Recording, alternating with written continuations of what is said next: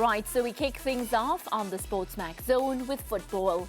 The draw for the quarterfinals of the 2023-24 UEFA Champions League was held earlier on Friday in Geneva, Switzerland. The matchups will see some blockbuster fixtures. Let's take a look at the fixtures now. Arsenal versus Bayern Munich. Real Madrid will be seeing Manchester City. And of course, we have Paris Saint-Germain up against Barcelona. Borussia Dortmund will be playing Atletico Madrid. So, joining us now on Zoom to react to the Champions League quarterfinal pairings is our European football correspondent, Simon Evans. Simon, good afternoon. Great to chat with you on this Friday. Good afternoon. Yeah, interesting draw, isn't it? Yeah, so my first question to you, I let you go first. Of the 4 quarterfinal pairings, which one stands out to you?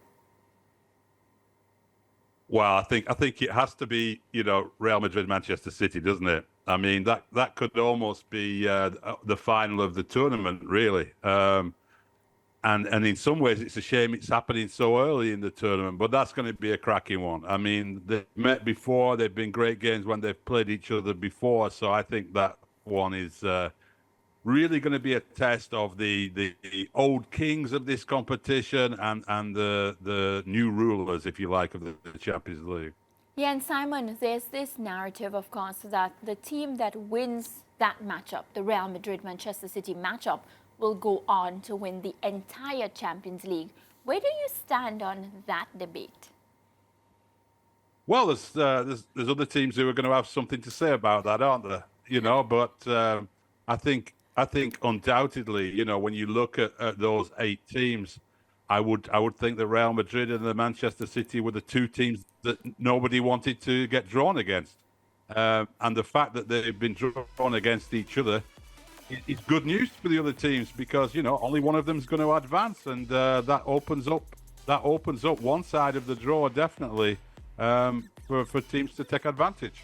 Yeah, and I think it's only fitting that we talk about the storylines leading up into this matchup. Of course, last year's semi-finals, where Manchester City defeated Carlo Ancelotti's Real Madrid 5-1 on aggregate. So that's one storyline, Simon. But there's also the discussion and the storyline that Real Madrid has won this Champions League for a reason so many times. They're like the kings of the Champions League when you really check the number of times that they have gone on to win this competition. So I think it's just a mouth-watering clash, and any lover of football will be looking forward to this matchup. Oh, yeah, absolutely. I mean, the pedigree Real Madrid have in this competition and the belief, we've talked about it before, haven't we? The self-belief Real Madrid have that when they go into a big Champions League game, even if they're trailing from the first leg, even if they're trailing away from home with 5 minutes to go, they believe that they can turn a game around and progress because they've done it so many times. And City don't have that history, but what they have is the most powerful squad in world football at the moment. So it really should be a fantastic game. I can't wait to watch those 2 ties, and I'm sure I'm not the only one. Do you think, Simon, or can you agree that both teams are not as strong as they were last season? Well, I think there's certainly a case for saying that about Real Madrid. About City, I don't know. I mean, they've had their stumbles this year, but I just think, when they're all out there and firing, when you've got De Bruyne and Haaland together in any team, I almost feel, if you've got a solid defense and a solid midfield, the fact that you have De Bruyne and Haaland up front, and then, of course, Phil Foden has had such a wonderful season as well. And, you look at Julian Alvarez as a player who, if Haaland's not fit or he's not in form, Alvarez has scored the goal. So, yes, City have stumbled a little bit in the Premier League. They're in a battle for the title this year and not walking away with it, which is good news for those who enjoy to see good competition. But I think it's I think they're still a strong side. I still think they're the favourites for the Champions League. Yeah, Simon, I have to agree with you that I'm a little disappointed that these 2 teams are meeting in a quarter-final match because this could easily have been the final. Can we start looking at some of the lesser lights then? Because, the game is played on the field. So no matter how we assess the rosters and, what we think may happen, upsets happen in football sometimes. So we don't want to ignore the other 6 teams involved in the quarterfinals. Atletico has not been as good in recent years as they were maybe 10 years ago. Borussia Dortmund is a team that is unpredictable, but on their best day, they play good quality football. How do you see that matchup? Yeah, it's an interesting one, isn't it? Because you just feel that Atletico, they're a Diego Simeone team. They're designed to be able to make the most of any little mistake that their opponent makes and get a 1-goal lead, whether it be 1-0 or 2-1. They're not a team who's going to sweep anyone aside. And are Dortmund the kind of team who will open the door a little bit and make that 1 or 2 mistakes? I think they probably are. So I would give the edge to Atletico Madrid in that one. But it is a very nicely balanced tie and should be an interesting one. Yeah, almost 10 years ago, they contested back-to-back finals, Atletico Madrid. And it's not a team to be underestimated. Domestically, they aren't, doing that well in La Liga at the moment. I want to ask you about their entry into the quarterfinals, because when we get to the knockout stages of the UEFA Champions League, that is when we begin to assess the mood of the team and the sort of tone that they're setting for the remainder of the championship. Did you see anything in the round of 16 matches that would tell you something about the possibility of where this tie could go? Yeah, it's hard to say really, because I think Dortmund they're quite open, really. And, for German teams have always been looked at as being teams that are very solid and good on the counter-attack. But I see Dortmund as being quite an open team. And Atletico are anything but an open team, are they? They're a team that like to keep things tight and solid. So it'll be an interesting contrast in that respect. But, they've both earned their place here, and there's not a lot to choose between them, is there? Yeah, Brent Sancho, one of our analysts, has been saying for some time that he thinks that Diego Simeone's time at Atletico Madrid is up. He feels that the club needs to be refreshed. There isn't any question that he has been very solid and successful for the La Liga outfit. But he thinks that his partnership with Atletico Madrid has seen its better days. Do you have a comment on that or an opinion on that? Interesting one, isn't it? Because you get these teams that become shaped by their coach over a decade like that, and moving on from it can be very difficult. And Simeone's philosophy of football and his approach, his idea, as they say in Spain, has become synonymous with that of Atletico Madrid. They are going to have to move on from him at some stage. But what makes it difficult for teams to do that is that usually there's a big fall off straight away. It's very hard to find a team that have been dominated by a coach for so long, and when that coach leaves, somebody else picks it up and moves it on to the next level or keeps it going. I mean, we only need to look at what happened to Manchester United after Ferguson as an example of that. But you can see it in many other cases as well. So I can understand if Atletico Madrid's owners are a little bit reluctant to do that. But certainly it feels to have gone stale. I think for fans, I think we'd like to see a different kind of Atletico Madrid sometime. But it's a difficult one to pull the trigger on Diego Simeone after everything he's done at that club. Yeah. What about the two former Leo Messi clubs, PSG and Barcelona, in action here? Neither of them looking potent, but on their best day, they are good teams. I guess PSG's biggest news line at the moment is Kylian Mbappe's pending departure. How do you rate that matchup? Yeah, it's an interesting one. I mean, it's only a few years ago we were seeing absolute classic games, weren't we? That 5-goal swing there was between PSG and Barcelona in one tie, which was another traumatic night for PSG in this competition. I said on this show last week that the interesting thing about PSG is they didn't deliver with all the stars they had when they had Messi, Neymar, Mbappe, and Verratti and other players in that star-studded team they had. It never really worked. And here they are with a much more modest team with one big star in Kylian Mbappe. And it seems to work better for them in this competition. And it would be a huge step forward for PSG if they could beat a team of the caliber of Barcelona. I think they are capable of doing it. I don't think this Barcelona team is firing at a level which is of a Champions League winner. And I think PSG have just found something. It's not an exciting thing. It's not something we're all going to talk about for years to come. But it's quite effective, the way they play. And it's all focused on Mbappe at the moment. They want to move on for that because they have to. In domestic football, they're taking him out of games and looking at other ways of playing because they can afford to do that. They can't afford to do that in the Champions League, and they're going to play to their strength, which is Mbappe. Yeah, I like the comment that the narrative you just gave with the PSG being without stars but looking a little solid, to my assessment of the last World Cup, where I didn't like Argentina to win, Simon, because I thought Argentina with prime Messi had not won before. And Messi had appeared to be on the decline, so I didn't like them to win. But I was saying if Argentina didn't win when Messi was at his prime, I didn't fancy them to win when he was towards the back end of his career. But he proved me wrong, and Argentina proved me wrong. So you may be onto something there with PSG.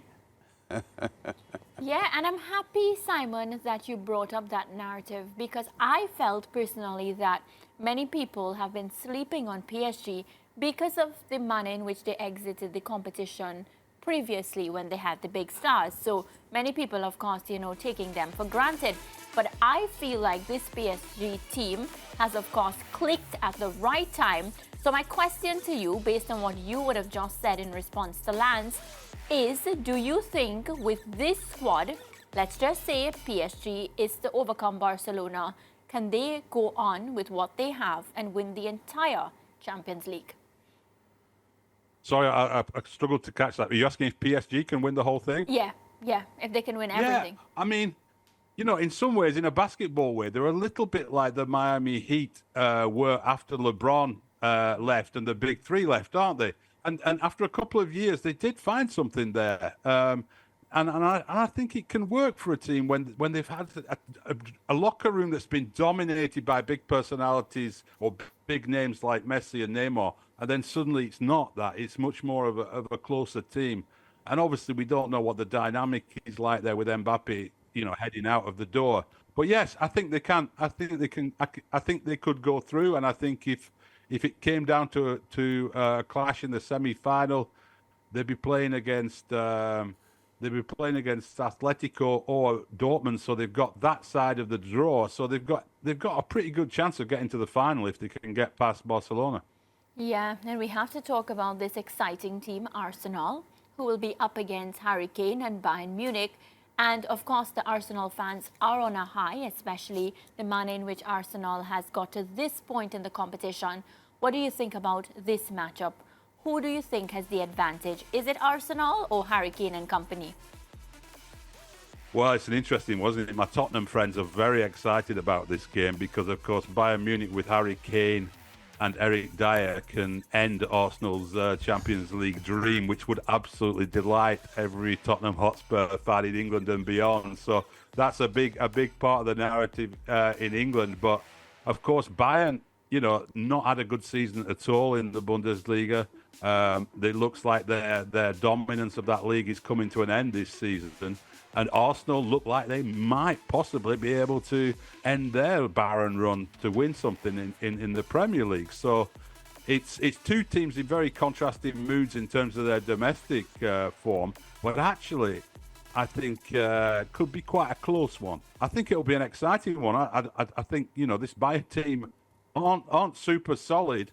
But Arsenal, when they get going with the players that they have in their attack, with Saka and Martinelli in particular, Odegaard's having an outstanding season, I think Arsenal will do it against Bayern Munich and leave poor Harry Kane with another trophyless season. Oh no, poor Harry Kane. And what's even more exciting, Simon, is whoever wins that Arsenal-Bayern Munich one will have to play the winners of Real Madrid-Manchester City, which I think we're in for a treat. We're in for some really good matchups. some mouth-watering football, and it's something that, I'm really, really looking forward to. Yeah, it'd be interesting, wouldn't it? I mean, a lot of people will think, oh, Arsenal, Manchester City could be a fascinating one. I don't like it that much when that happens in European competition, though. That's a Premier League game. Do we want that in the Champions League? Maybe some people would do, but there's every chance we will get that matchup. I think if I was a betting man, I'd probably be going for Arsenal, Man City as semi-final 2 there. But it's going to be fascinating, isn't it? I mean, they're all really good games in their own way, in different ways, but they're all very interesting contests. Yeah, all right. We're going to move on, Simon, to the quarterfinal draw that we had in the Europa League as well. And Liverpool are considered favourites for the trophy. And given the draw that we saw for these quarterfinals, they'll take on Atalanta, of course. And in the other fixtures lined up, we have Leverkusen taking on West Ham, AC Milan, AS Roma, and Benfica taking on Marseille. Liverpool and Leverkusen, we have assessed on this show over the recent weeks. They are, based on what we have seen, the strongest teams in Europa League. Given how the draw played out today, how do you see this panning out for them, both teams? Yeah, it's an interesting one, isn't it? Because you look at Leverkusen doing so well in the Bundesliga, and you would think that West Ham, who are mid-table, a little bit inconsistent in England, they should be able to deal with West Ham. But West Ham have actually, under David Moyes, have done quite well, didn't they? They won the Conference League. So, they're a team that have quite enjoyed playing in Europe after a long absence. So that's an interesting one, but I would think Leverkusen will be relatively happy with that draw. And Liverpool should be getting past Atalanta. I mean, Atalanta have done very well to have that spell in the Champions League a couple of years ago. They haven't been able to hold on to their players. They've had to sell players, as they inevitably have to do as a smaller club in Italy. And I think Liverpool will be too much for them. Yeah, sometimes when we get to this stage of the season, Simon, we consider the fact that teams that are embroiled in their domestic title races will have difficulties in straddling both tournaments. But to Liverpool's credit, they've been showing some depth in their squad with some younger players doing the business for Klopp. Yeah. I mean, Klopp was joking about the old line about you can't win anything with kids, wasn't he? After Liverpool won the Carabao Cup with the 2 or 3 teenagers coming off the bench, they have shown that depth, and Klopp likes cup competitions, doesn't he? I mean, he gets his team up for those occasions. They've only managed during the Klopp reign, which of course comes to an end at Liverpool at the end of this season.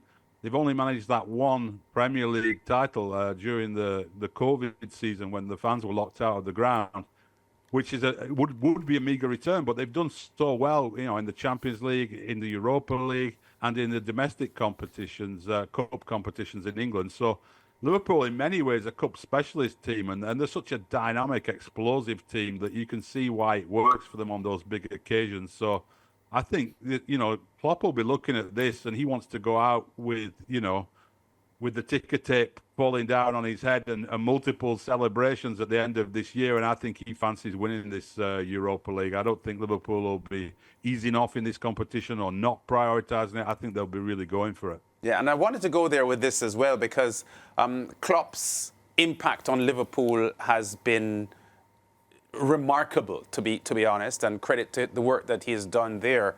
And the fact that he is leaving, to me, brings a new narrative to everything that happens between now and the end of the season for Liverpool. And as you think about his approach and assess his approach and analyze his own thought process, do you think he would be pumped up for the back end of the season here to try to leave the Liverpool scene on a magnificent high? It would be a good story, wouldn't it be?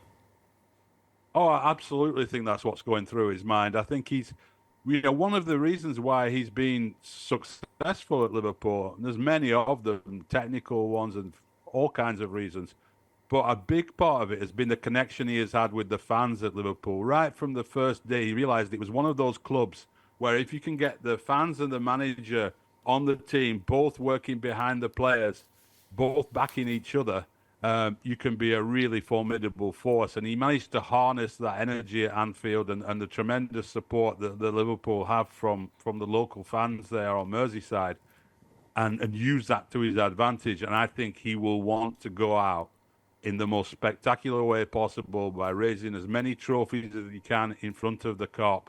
And absolutely, the Europa League is one of them. I think he's totally fired up for it. The idea of winning multiple trophies to sign off and say, that's me, that's Jurgen Klopp, put all that down in the history books, put me up there next to Bill Shankly and Bob Paisley and the other legends of this football club. And that's how he wants to go out. Yeah. And the thing is, he's in line, Simon, to do just that. So I want to thank you so much for stopping by on the SportsMax Zone. And of course, we'll chat with you again very, very soon. Thanks. Okay, all the best. Cheers. All right, Simon Evans there, our football correspondent. Let's take a quick break. We'll be right back.